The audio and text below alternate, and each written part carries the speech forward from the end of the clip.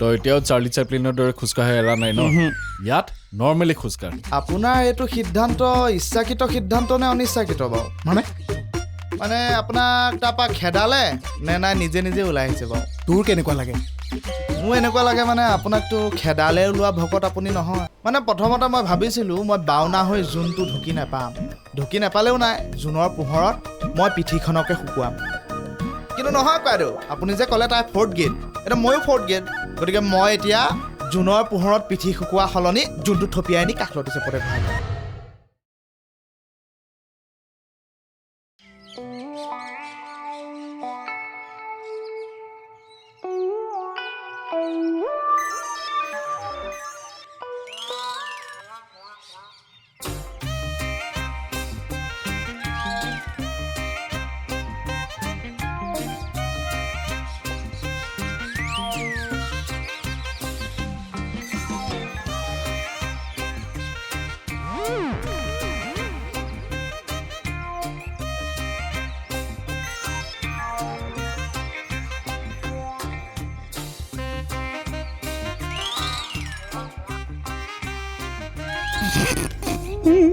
ঐ কোন তই কি পাগলামি কৰিছ ফুটুৰা এৰাই যাব অ গোবিন্দ গোবিন্দ ঐ গোবিন্দ গোবিন্দ ঐ গোবিন্দ চাও এইফালে আহাচোন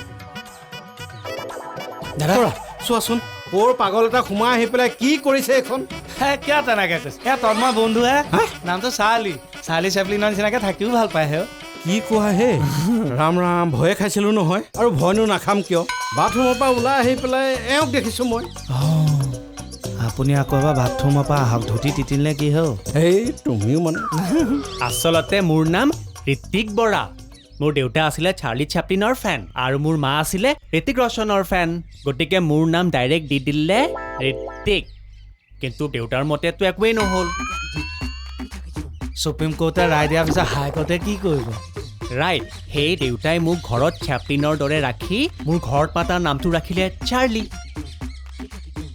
এইয়াই ই কথা কয় ঋতিকৰ দৰে কিন্তু আচৰণবিলাক চাৰ্লি চেপলিনৰ দৰে লাভ হয় ন ঐ ব'ল আমি বাকী প্লটটো চাওঁ ব'ল ব'ল আহ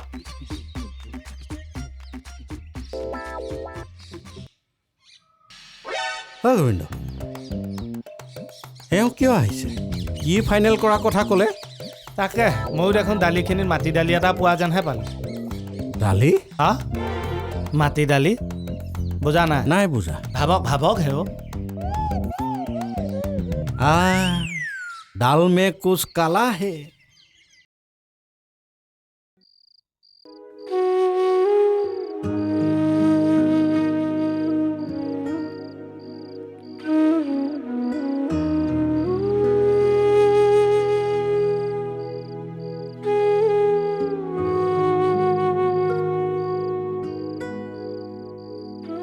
কি হ'ল কি ভাবি আছে আজি জন্মাষ্টমীৰ কাৰণে গাঁওখনলৈ মনত পৰি আছে হে গাঁৱত থাকোঁতে জন্মাষ্টমীৰ দিনা গোটেই ৰাতিটো নামঘৰতে কটাওঁ অহাবাৰ আমিও ভালকে জন্মাষ্টমী উদযাপন কৰিম গোটেই ৰাতি নাম গাম বঢ়িয়া ভাল হ'ব আহক সেৱা এভাগ লৈ লওক তাৰপিছত আমাৰ প্ৰসাদখিনিও আপুনি বিলাই দিব ঠিক আছে মই ধুনীয়াকণ বাহিৰে ভিতৰত ঘূৰাই লওঁ ঠিক আছে হ'ব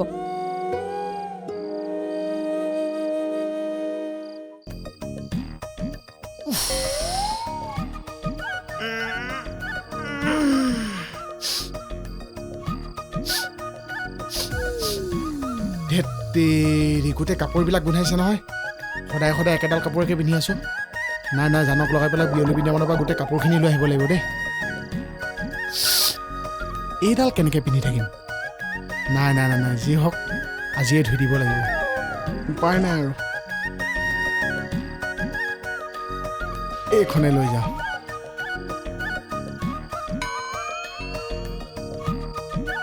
এই বাহিৰৰ কোম্পানীবিলাকে অসমৰ গামোচাৰ জাত মাৰি দিছে ৰুমাল এনে গামোচা একো ধৰিবই নোৱাৰি অসমৰ শিপিনীৰ মূল্য সিহঁতে ক'ত বুজিব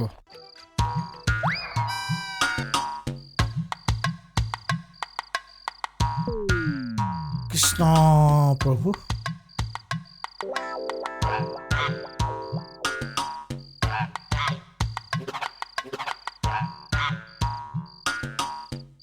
কৃষ্ণ কৃষ্ণ কৃষ্ণ প্ৰভু হে প্ৰভু এই গোটেই ঘৰখন আৰু আলহীৰে জাতিষ্কাৰ কৰি দিয়া চাবা আকৌ আলহী মানে ফ্ৰীতে খোৱা নহয় কাষ্টমাৰ দিবা দেই কৃষ্ণ কৃষ্ণ কৃষ্ণ কৃষ্ণ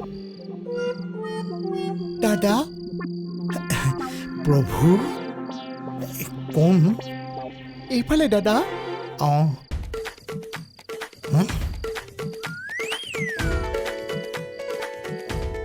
কোন মই নৰেনৰ জীয়েক জোন কি কৰিছা সোণ শুন নহয় মানে সোণ মানে কি কৰিছা কোৱাচোন মই মানে গুৱাহাটীলৈ প্ৰথম আহিছোঁ প্ৰথম আহিছা অঁ দাদা অঁ শুনিছোঁ কোৱা মই মানে প্ৰথম আহিছোঁ অঁ বাটতে মানে নকৰিব লগাটো লাগিল কৰিলা কৰিলোঁ এতিয়া কি কৰিবা এতিয়া শুনিছোঁ আপুনি বোলে ৰুম ভাড়ালৈ দিয়ে বিয়লিৰ বৃন্দাবন কিন্তু বৃন্দাবন নহয় জানা পুৱাৰ পাৰিজাত পুৱাৰ পাৰিজাত ডেইলি দিয়ে নে ভাত দিম কিন্তু ঘঁহিছা জানো তাত আপুনি গোটেইকে পদ্য কৰি পেলালে তেতিয়াহ'লে চিধাকৈ কোৱাচোন কি কৰিবা এতিয়া কোৱা মোক মানে 4 দিনমানৰ কাৰণে এটা ৰুম লাগিছিল 4 দিন 4 দিন নহয় 4 বছৰ 4 বছৰ 4 বছৰ নহয় 4 যুগ 4 যুগ যুগ নালাগে তাৰ পাছত তুমি গোটেই মালিক বুলিয়ে ধৰা আৰু জান ইমান মৰম হৰমোহন দা আপোনাৰ এই চৰিত্ৰ আজি ধৰা পৰি হে, নাই, নাই, নাই। এইটো চৰিত্ৰলৈ আপুনি আশ্ৰম খুলে লাজ পোৱা নাই আপুনি কিয় তেনেকে ভাবিছা আচলতে ভুল তোমাৰহে তুমি কিয় এনেকে আছা হেৰি মই জানোৱাৰ নহয় এসপ্তাহ একেসোপা কাপোৰ পিন্ধি গোটেই কাপোৰ গোন্ধাই গৈছেগৈ এই জানক ক'ব বিয়লি বৃন্দাবনৰ পৰা মোৰ বেগটো লৈ আহিব চিম্পুল সেইটোকে আগত ক'লেই হ'ল কিয় গৰম উঠাই দিয়া ধেই গৰম মানে হেৰি গৰম নহয় জানো ফেন চেন নাই কিবা গৰম আৰু গৰমটো ধেই খালি ময়ো গম পালোঁ কি তুমি বুঢ়া হ'লেও নষ্ট চৰিত্ৰ পাগল কৰি মাৰিবা আচ্ছা তোমালোকে ৰাতিৰ সাজত কি খাবা স্কচ খাম মই স্কচ খাম স্কচ স্কোৱাচ স্কোৱাছ নহয় স্কচ স্কোৱাচৰ নিচিনাই চব্জি নে ই কি কৈছে আপুনি বুজি নাপায় তই যে মাল আনিব কৈছ পইচা ক'ত আছে বাকীকে লৈ আছা হয় নেকি কোনখন ৱাইন শ্বপে বাকীকে মদ দিয়েও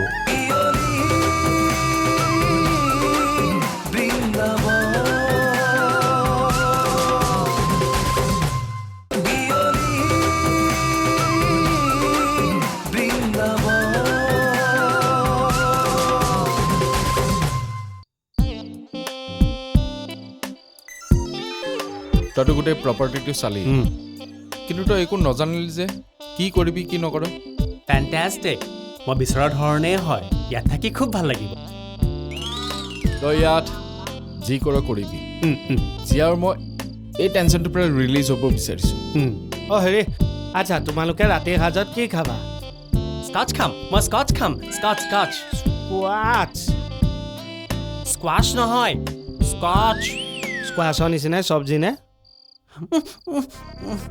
ই কি কৈছে আপুনি বুজি নাপায় এটা কাম কৰক আপুনি ভাতটো চাওক ভাত খাই মানে ন মোৰ মানে তন্ময় আচল ছোৱালীজন মনলৈ আহি যায় যে ভাত খাই নে নাখায় মোৰ খেলি মেলি লাগি আছে আৰু মই বনাই দিওঁ ৰ'বা তন্ময় এওঁ কোৱা বস্তুটো ক'ত পায় কোৱাচোন বাৰু মই আপোনাক পিছত বুজাই দিম আপুনি এটা কাম কৰক আপুনি এতিয়া ভাতত লাগক হা ব'ল আমি যাম শুনচোন মোক এটা কথা কচোন মই যদি ইয়াত চুইমিং পুল বনাওঁ কেনেকুৱা লাগিব ভাল লাগিব ন মানে ৰিজৰ্ট ভাল লাগিব ন ভাল লাগিব ন ব'ল ব'ল ব'ল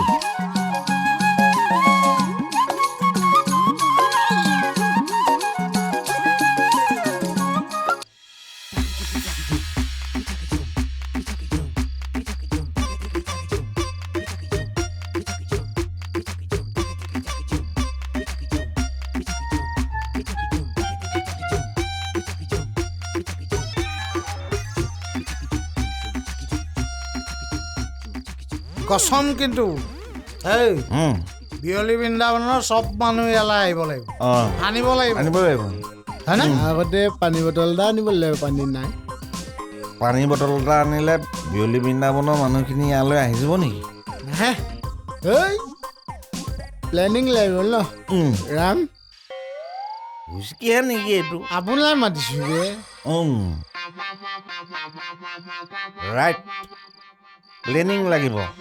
বিয়লি বৃন্দাবনতকৈ পোৱা প্ৰাইজাত ওপৰলৈ নিবলৈ হ'লে আমাক এটা প্লেনিং লাগিব। দৰকাৰ হ'লে ফুল লাগিব। এটা ফুল চিঙাই নাই, আৰু এটা ফুল লাগিবনে? এ ৰাম মই মানে এটা ফুলত গোটেই টপিকটো লৈ বহোঁ। ছেকেণ্ড ফুলটোত মোৰ প্লেনিংটো আহেহে মাথা। বেছি হ'ব নেকি?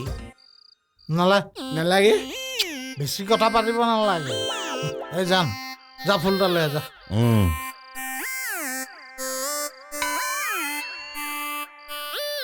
ধৰি দিব লাগিব নি?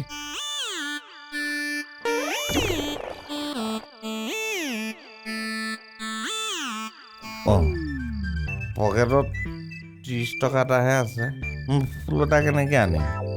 এই কওক ৰাম। আপুনি নহয় শ্ৰীৰাম, এয়া আমাৰ হনুমান। এই খুৰা মোক মাতিছ? মাতিছো আহ। এক মিনিট অ'কে ক মাতিছ ক। তই যে মাল আনিব কৈছ, পইচা ক'ত আছে? বাকীকে লৈ আছা হয় নেকি?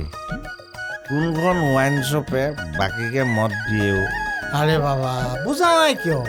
আমাৰ পুৱাৰ পাৰিজাতত যদি এপাহ ফুল ফুলাবলৈ এটা ফুল লাগে, কিহৰ আপত্তি? হে আৰে যা না, তাৰপিছততো আৰু গোটেই ফুলেই ফুলিব।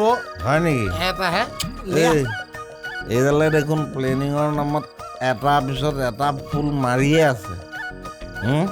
মদডাল খোৱাৰ পিছত ক'ত প্লেনিং ওলায়? মদ খোৱাৰ পিছত মুখে বমিহে ওলাই দেখোন।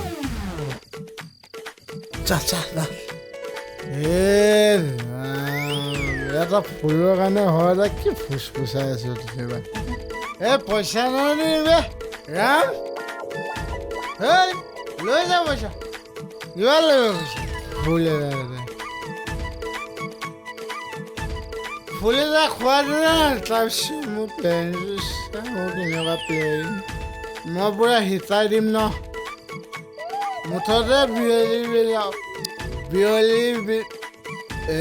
বিয়লি বৃন্দাবন লাভ মই কৈছোঁ ফুল এটা আনি মোক খুৱাই দিব।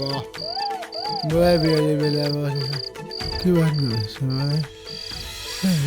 কিবা ক'লে মই আপোনাক জনাম, আৰু ফাইনেল ডিচিশ্যন ল'লে মই আপোনাক জনামেই। ঠিক আছে। দিয়া ঠিক আছে দেউতা। Good night. ফাইনেল সিদ্ধান্তটো ল'লা নেকি? কোনটো সিদ্ধান্ত দাদা? এক্টিং নকৰিবা হে, মই চব গম পাইছোঁ।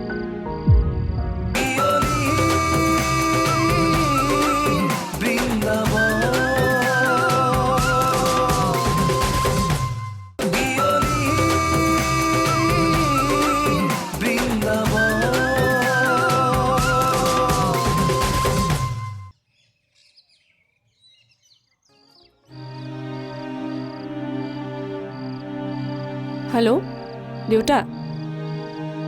আহিছে আজি। নাই তেওঁ বোলে আজি থাকিব। এতিয়ালৈকে একো খাটাংকৈ কোৱা নাই বাৰু। কিবা ক'লে মই আপোনাক জনাম, আৰু ফাইনেল ডিচিশ্যন ল'লে মই আপোনাক জনামেই। ঠিক আছে।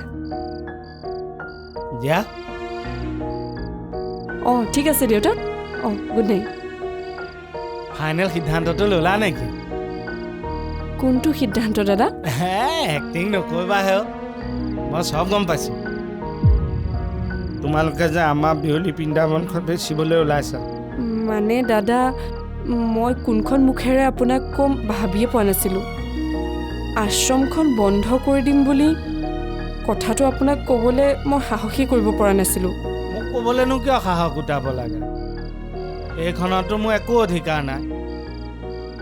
মালিক দেখোন তোমালোকেহে।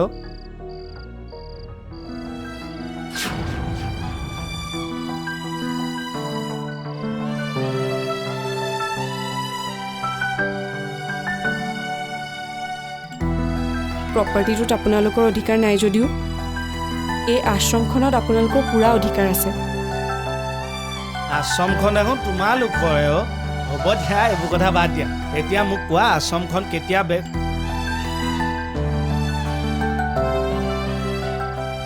বেচিবা?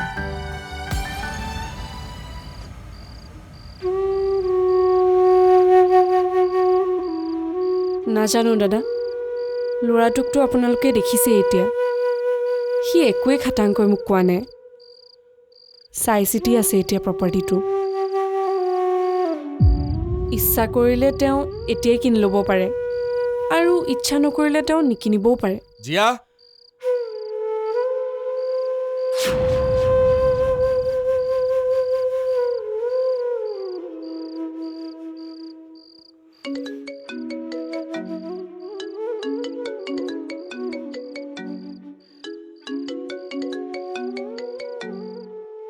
বৰপিতা, জানো তোৰ মনটো অকণমান বেয়া হৈ আছে, কাৰণ আশ্ৰমখনৰ কাৰণে তই কি কি কষ্ট কৰি আহিছ দেখি আহিছ।